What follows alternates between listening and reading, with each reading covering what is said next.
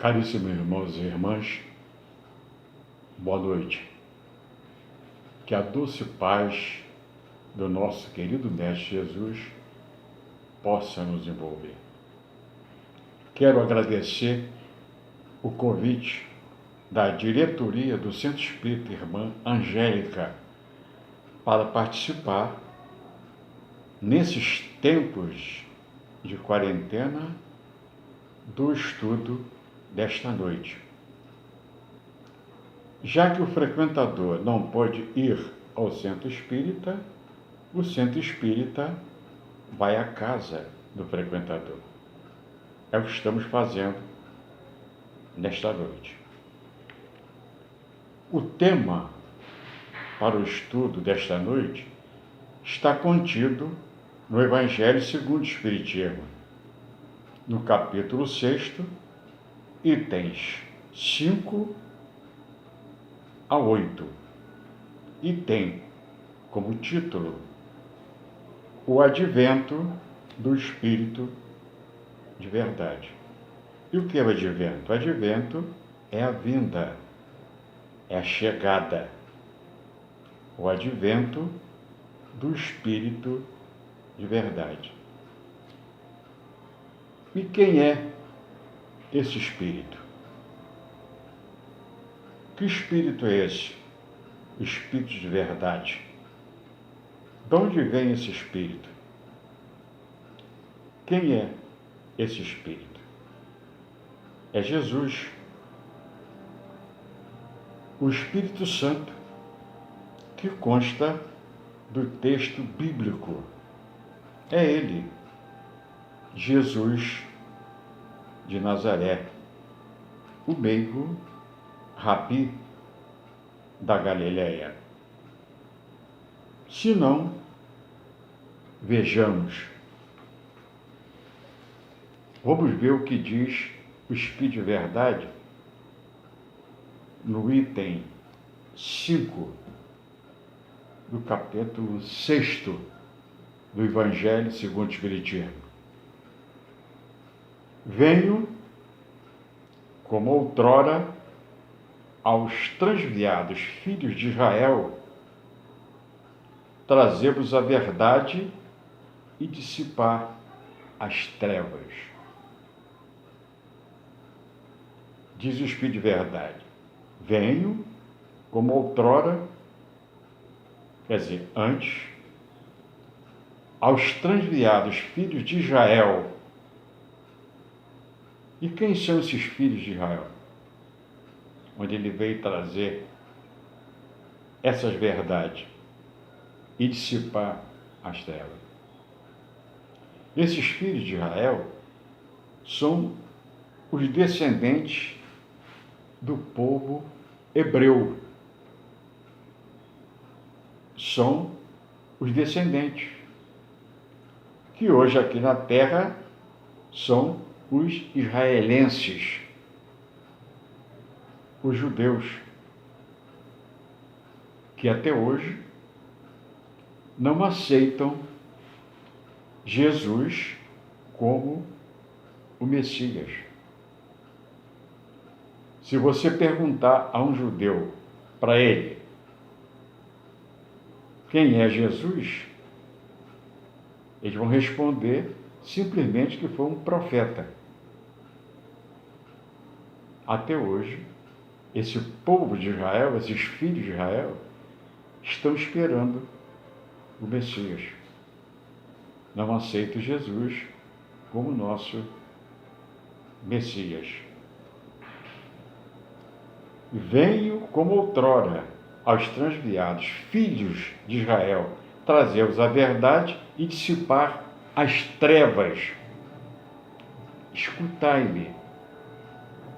O Espiritismo, como o fez antigamente, a minha palavra, tem de lembrar aos incrédulos que acima deles reina a imutável verdade, o Deus bom, o Deus grande, que faz germinem as plantas e se levantem as ondas. revelei a doutrina divinal. Quem poderia ser? O Espírito de verdade. Revelei a doutrina divinal. Jesus. Não existe outro Espírito que viesse revelar a doutrina divinal. E que doutrina divinal é essa? É o Espiritismo. A terceira revelação. A primeira revelação foi Moisés, com a sua legislação dura, severa na época, que era necessário para aquele povo pastor, ignorante ainda. Então havia necessidade de uma lei mais dura, uma legislação pesada. A segunda revelação de Deus foi justamente Jesus. E ele diz, está aqui no Evangelho, capítulo 5, item 5, capítulo 6, que ele diz: revelei a doutrina divinal.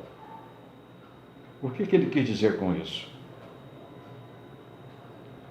O Espiritismo, que é a terceira revelação. A primeira, Moisés, a segunda foi ele, e a terceira revelação, Espiritismo. Porque quando Jesus retorna ao mundo espiritual, ele disse para o discípulo que ele iria, mas não nos deixaria órfãos.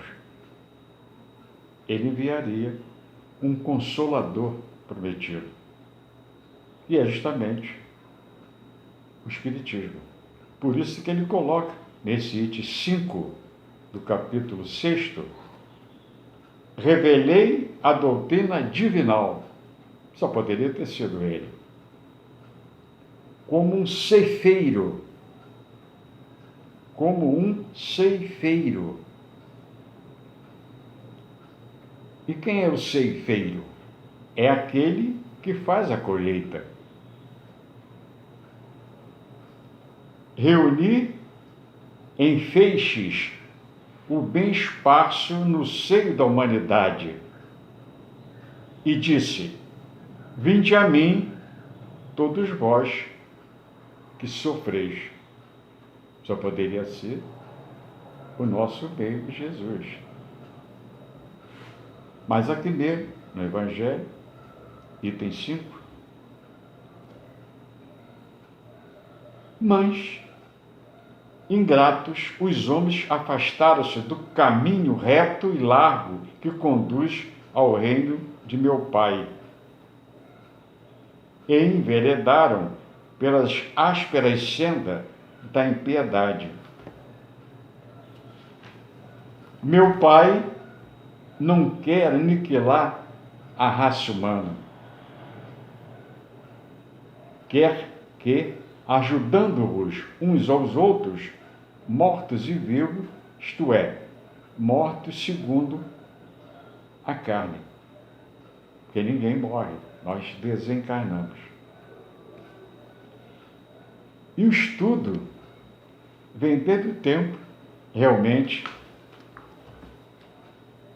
dos hebreus, e são esses filhos que ele diz que veio revelar a verdade. Venho como outrora aos transviados, filhos de Israel, trazer-vos a verdade e dissipar as trevas. São, hoje, os judeus. E são aqueles mesmo, os hebreus, que foram convidados no festim de bodas, que também está aqui num dos capítulos do Evangelho segundo o Espiritismo. O festim de bodas. O que são festim de bodas? Bodas são festas de noivado. de casamento. Só que não haveria nenhuma festa onde o Senhor convidou, primeiramente, justamente a esses, que foram os hebreus, para participarem do grande festim. Só que este festim não ia ter comes e bebes. Foi uma parábola.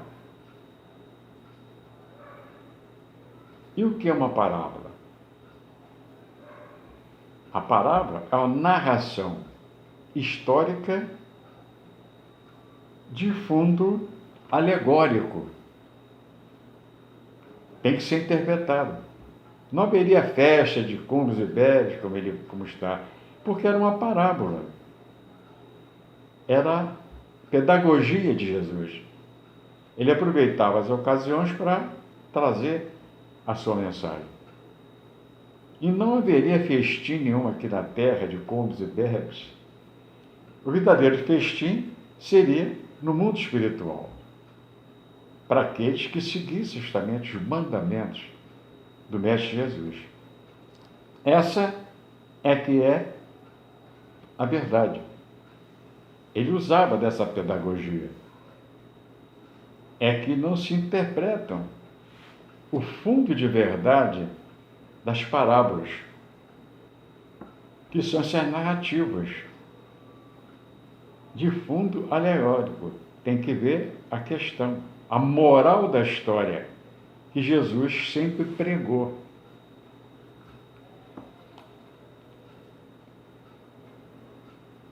Mais à frente, o Espírito de Verdade diz o seguinte: sinto-me por demais tomado de compaixão pelas vossas misérias, pela vossa fraqueza imensa, para deixar de estender mão socorredora aos infelizes transviados, que vendo o céu caem no abismo do erro. Ele então se sente compaixão pelos miseráveis, que são justamente as pessoas que sofrem. E nós temos atualmente essa verdade que está acontecendo no nosso país, principalmente, que são os excluídos, as pessoas que são invisíveis, que não têm um CPF, não têm uma certidão de nascimento, uma carteira de trabalho, que não constam do cadastro geral da Caixa Econômica Federal para receberem os R$ 600 prometido pelo governo federal. São esses que está se referindo. Ainda bem que tem pessoas que ajudam, que levam o necessário para essas pessoas que estão passando fome. É isso que ele diz, o Espírito de Verdade, que é Jesus. Sinto-me por demais tomado de compaixão pelas vossas misérias, pela vossa fraqueza imensa, para deixar de atender a mão socorredora aos infelizes. Imagine, meus queridos irmãos e irmãs, o nosso país com essa desigualdade que campeia, com 32 milhões de analfabetos, 200 mil abortos por ano. Vejam só a atmosfera que é criada em torno da periferia do planeta Terra. Daí a necessidade desse vírus, para justamente modificar e balançar os corações, rever a caridade, a vontade sincera de servir. Venho, diz ele, instruir e consolar os pobres deserdados. Vem dizer-lhe que eleve essa resignação ao nível de suas provas, que chorem, por quanto a dor foi sagrada no jardim das oliveiras, mas que esperem, pois que também a eles os anjos consoladores lhe virão enxugar as lágrimas. Ele vem então pedindo para nos instruir e nos consolar. Quer dizer, não veio para nos salvar.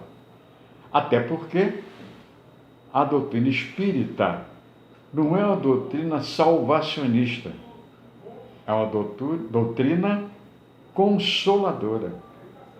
É diferente. Diz ainda o Espírito de verdade, Jesus, é um recado direto para nós, espíritas. Espíritas, amai-vos. Este o primeiro ensinamento. Instruí-vos. Este o segundo. Essa instrução cabe à educação moral. Não confundir com a educação, formação acadêmica,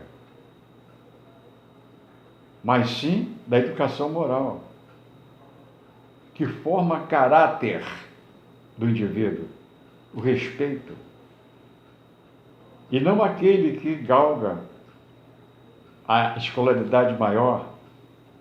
Não é isso que ele está se referindo. É da educação moral, onde forma justamente o caráter do indivíduo, que onde funciona? No lar, e não nas escolas. O professor, ele ensina, ele forma, pode ser até educador, podemos dizer assim, mas quem dá educação moral são os pais. Cabe a nós, pais e mães, avós até, de dar educação moral. Não podemos transferir educação moral para o professor em sala de aula. Ele tem o critério de formar, de instruir. Mas a educação moral é dada em casa, nos lares. Esse é o recado direto para nós espíritas. Espíritas, amai-vos, este o primeiro ensinamento. Instruí-vos, este o segundo. Mais adiante diz Jesus: obreiros, travai o vosso sulco. Que sulco é esse? É o caminho. Obreiros, traçai o vosso sulco, recomeçai no dia seguinte o afanoso labor da véspera. O trabalho das vossas mãos vos fornece aos corpos o pão terrestre. Vossas almas, porém, não estão esquecidas. E eu, o jardineiro divino, as cultivo no silêncio dos vossos pensamentos. Aí fica patenteado a presença de Jesus, quando ele diz: e eu, o jardineiro divino. Quem poderia ser? Jesus. O jardineiro divino, para justamente olhar por todos nós, interceder junto ao Pai em favor da humanidade. Essa é que é a grande verdade. Porque o que aconteceu conosco foi que em 2014, no ano de 2014, o Ministério da Saúde pediu ao governo federal para a construção de hospitais condignos, adequados, para atender a demanda de pessoas enfermas, necessitadas de um leito. Mas o governo federal preferiu construir estádios para a Copa do Mundo. O Brasil patrocinou a Copa do Mundo de 2014. Construíram os estádios, gastou bilhões de reais. Algum desses estádios, essas arenas esportivas, viraram verdadeiros elefantes brancos. Outros estádios, hoje, viraram hospitais. Então vejam a ironia, ou a cobrança da mãe natureza. Vocês não quiseram fazer hospitais? Tá bom. Os estádios de futebol viraram hospitais. Viram como é que funciona? A ironia, a cobrança da mãe natureza. Os estádios hoje viraram hospitais, porque o governo preferiu bancar, patrocinar uma Copa do Mundo, sem ter condições para isso. E deixou de lado uma necessidade mais premente, que é a educação e saúde do povo. Diz mais o Espírito de Verdade: sou o grande médico de almas. O grande médico de almas, imaginem. Não precisa ir no hospital. Eu sou o médico. Venham a mim, e ele vai interceder junto ao Pai. Então ficou provado por Jesus que a terceira revelação é o Espiritismo, que veio trazer a boa nova. E aqui mesmo no Evangelho, na página 62, veio completar justamente a questão das revelações. Não haverá a quarta revelação. É só a terceira revelação, que é o Espiritismo. Por quê? Porque aqui, no capítulo 1 do Evangelho, item 9, diz o seguinte: Moisés abriu o caminho. Jesus continuou a obra.